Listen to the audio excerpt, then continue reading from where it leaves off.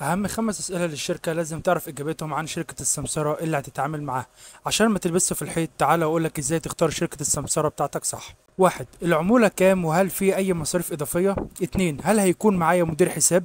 3. إيه هي الخدمات المجانية اللي بتقدمها الشركة وأنواع باقات الاشتراك؟ 4. لو معاك مبلغ صغير عايز تستثمره، اسأل عن الحد الأدنى للإيداع. 5.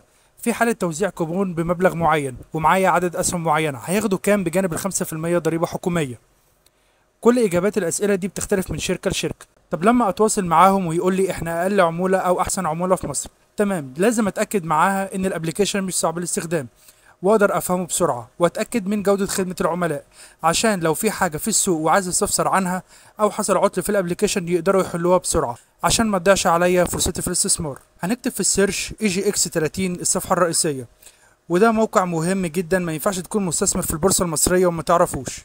عندي كلمة العضوية ندوس عليها وندخل على قائمة الشركات السمسرة في الأوراق المالية. زي ما انت شايف كده جدول الشركات المرخصة واللي تم وقفها عن العمل، وزي ما احنا شايفين ما بيبقاش مترتبين.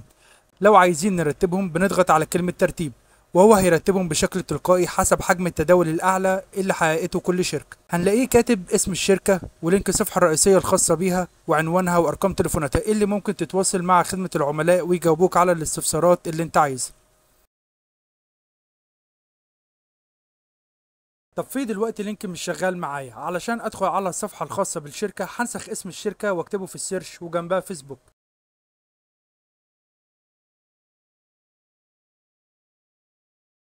بكده تكون دخلت على صفحة الشركة اللي انت عايزها، وعندي كلمة مراسلة او الشات تبدأ تراسلهم وتسألهم، او الافضل انك تكتب اسمك ورقم تليفونك وهم يتواصلوا معاك. حتى لو كان المقر الرئيسي او الفرع اللي جاوبوك بعيد عنك، اطلب منهم فرع قريب منك. ولازم تقرا عقد فتح الحساب كويس. لو عندك اي اسئلة اكتبها في الكومنتات.